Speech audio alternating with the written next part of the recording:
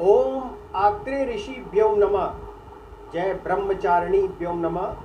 तपश्चारिणी त्वं ही तापत्रय निवारणीं ब्रह्म रूप धरा ब्रह्मचारिणी प्रणमाम्यहम्। शंकर प्रिया त्वं ही भुक्ति मुक्ति दायिनी शांतिदा ज्ञानदा ब्रह्मचारिणी प्रणमाम्यहम्।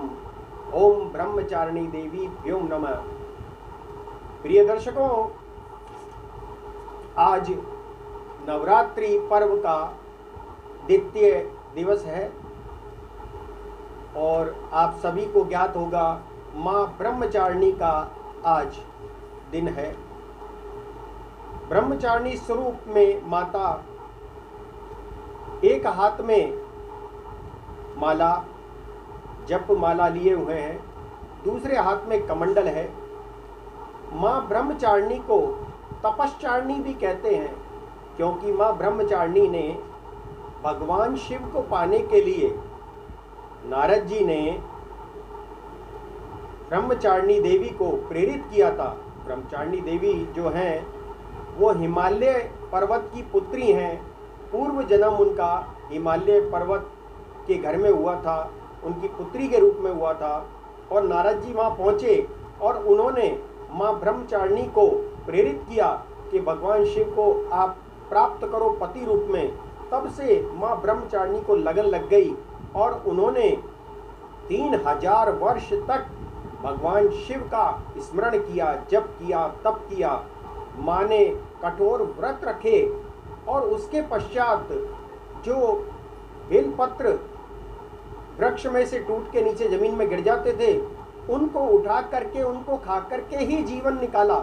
3000 वर्ष तक माँ ने अन्न जल अर्पण नहीं किया, उन्हें त्याग कर दिया। तब से माँ का एक और नाम है अर्पणा। तो माँ ब्रह्मचारिणी ने इस प्रकार से कठोर तप करके भगवान शिव को प्राप्त किया, पति रूप में प्राप्त किया। माँ ब्रह्मचारिणी जो है वो तप, जप, वैराग्य, एकाग्रता, कठिन परिश्रम की देवी हैं। उन्होंने इतना बड़ा साध्य किया है, इतने वर्षों तक भगवान शिव के प्रति समर्पण का भाव किया है।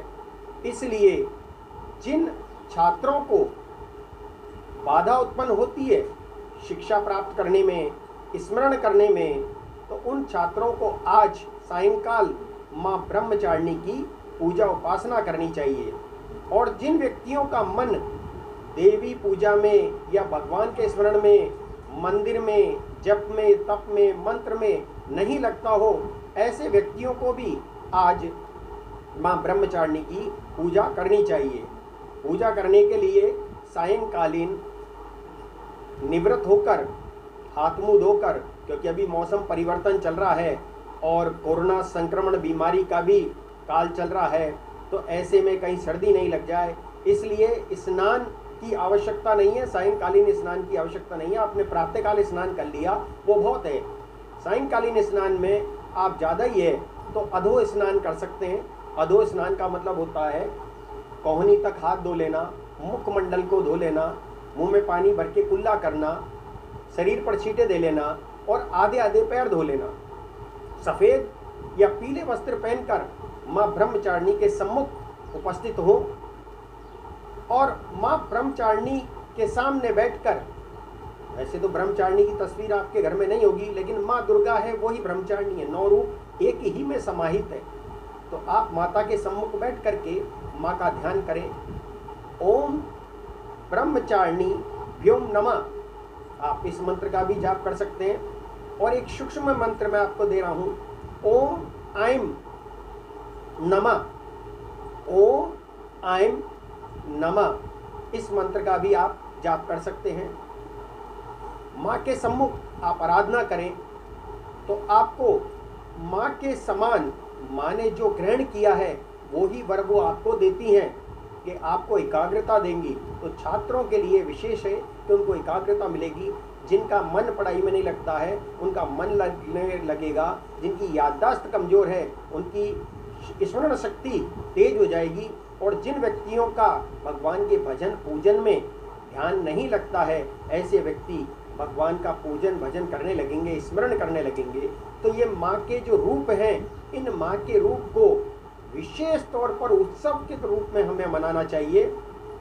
और अंत में माँ की आरती करने के पश्चात आप माँ को आज मिश्री का भोग लगाएं, ब्रह्मचारिणी को मिश्री का भोग लगाएं, शर्करा का भोग लगाएं, शक्कर का नहीं शर्करा का, जिसे खांड भी कहते हैं, उसका भोग लगाएं, या खीर अर्पण करें। पीले या सफ़ेद वस्त्र पहन करके आप आज माँ ब्रह्मचारिणी का स्मरण जरूर करें। इससे आपको एकाग्रता प्राप्त होगी, आपको शक्ति प्राप्त होगी। ओम माँ ब्रह्मचारिणी व्योम नमः। ओम सर्वमंगल मांगल्ये शिवे सर्वार्थ साधिके शरण्ये त्र्यंबके गौरी नारायणी नमोस्तुते।